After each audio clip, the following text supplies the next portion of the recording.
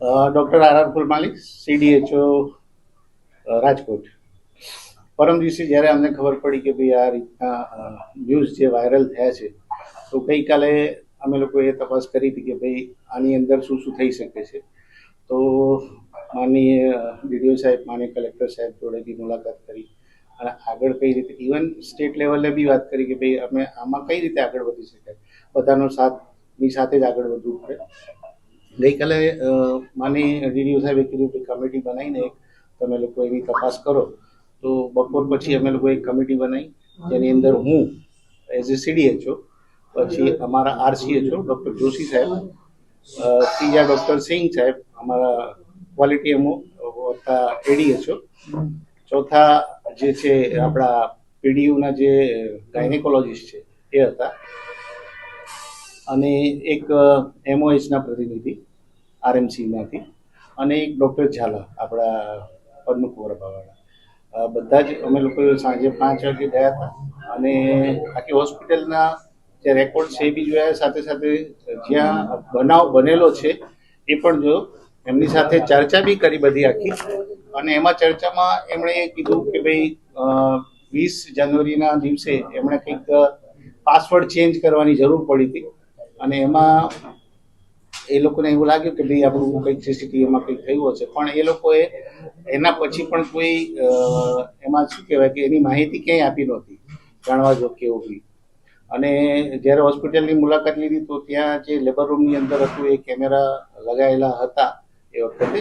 અત્યારે તો ખાલી એનું સોકેટ જ હતું એ લગાવી દીધું, અને કર્ટેન બી હતું. પણ એમાં એવું છે કે સપોઝ એ લોકો એવું કીધું કે ભાઈ જે એક પેશન્ટ હોય તો એ પ્રાઇવસી જળવાય છે એવું કરીને એ લોકો પ્રોસિજર કરતા હતા.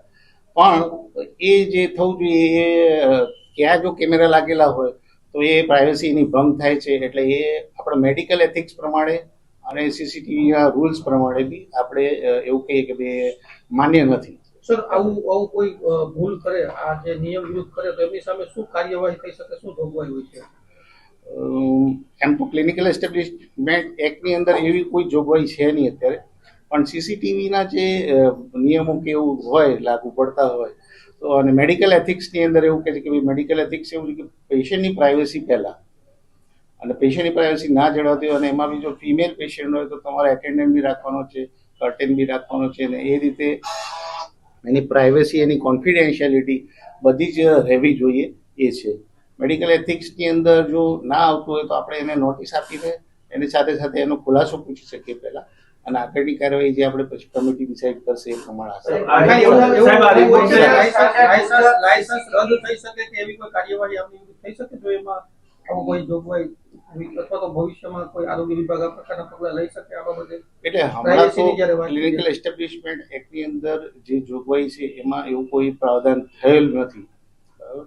પણ ભવિષ્યમાં આ ઇન્સિડન્સના કારણે કે ભાઈ આવું ટીવી હેક થઈ શકે છે કે કેમેરા હેક થઈ શકે છે, અને એના પરથી તમારી જે સાયબર સિક્યુરિટી છે એની અંદર એક ફોલ્ટ જ કહેવાય કે આપણી લિમિટેશન કહેવાય કે બીકોઝ વી આર મેડિકોઝ.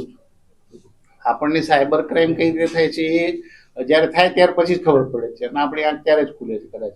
તો એની અંદર લેબર રૂમની અંદર CCTV કેમેરા લગાવવામાં આવે છે, મહિલાઓની પ્રાઇવસી જળવાતી નથી, તો કોઈ કાયદાકીય જોગવાઈ જ નથી.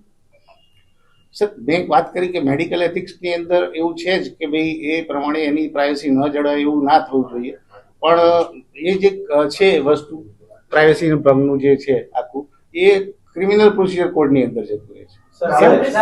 આપની કમિટીએ જે રિપોર્ટ તૈયાર કર્યો છે એ રિપોર્ટ ક્યાં સુધીમાં સરકારમાં સબમિટ થશે અને આજે મેડિકલ સ્ટાન્ડર્ડ મુજબ CCTV રાખવાના હોય છે, એ કેવી રીતના હોય, કઈ સ્પષ્ટતા? એમાં એવું છે કે એન્ટ્રી અને એક્ઝિટ અને પાર્કિંગ એ 3 જગ્યાએ એ લોકોએ કીધું છે. CCTVની જે ગાઈડલાઈન છે એની અંદર તો એવું જ છે, બરાબર. હા, એના રિઝોલ્યુશન બાબતે એને બધી છે, ટેકનિકલ સ્પેસિફિકેશન્સ છે કે તમારે ટીવી જે હોય એ 24 કલાક ચાલતા હોવા જોઈએ, DVRમાં એના રેકોર્ડિંગ બરાબર થયેલા હોવા જોઈએ, એની સાથે સાથે જે તમારે સાયબર ફ્રોડ ન થાય એના માટે સિક્યોરિટી, એનો એન્ક્રિપ્ટેડ ડેટા હોવો જોઈએ, એ બધી વસ્તુઓ છે એની અંદર. એટલે તમે જો વારંવાર એ ચેન્જ ના કરતા હોય, પાસવર્ડ ચેન્જ ના કરતા હોય તો you may be victim of that cyber fraud.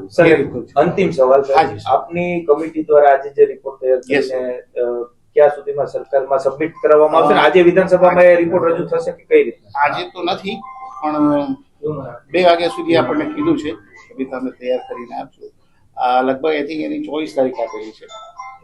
સાહેબ, ગ્રામ્ય વિસ્તારમાં અનેક આવા જે ક્લિનિક છે તેની સામે હવે કઈ પ્રકારની અમે લોકો એક પરિપત્ર કર્યો છે, મેં આપને કોકની જોડે શેર બી કરેલો સાથે. ભાઈ તાલુકા હેલ્થ ઓફિસર અને primary health centre, CHC, SDH, even private હોસ્પિટલના જે IMA ના જે આપણું સંગઠન છે ઇન્ડિયન મેડિકલ એસોસિએશન, એના પ્રમુખને બી અમે લોકો એની માહિતી મોકલી છે કે ભાઈ આ રીતનું ક્યાંય બી બ્રીચ ઓફ પ્રાઇવસી થતું હોય તો પ્લીઝ એ જગ્યાએથી એ હટાવવા માટે પ્રયત્ન કરો. આપના દ્વારા તપાસ કરવા જવામાં આવશે. એટલે એ અમે લોકો હજુ પરિપત્ર કર્યો છે. હવે જો